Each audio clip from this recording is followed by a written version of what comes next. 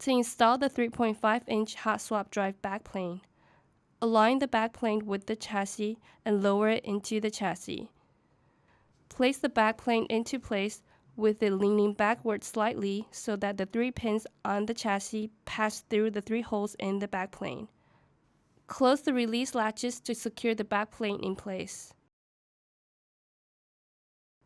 Connect the cables to the backplane.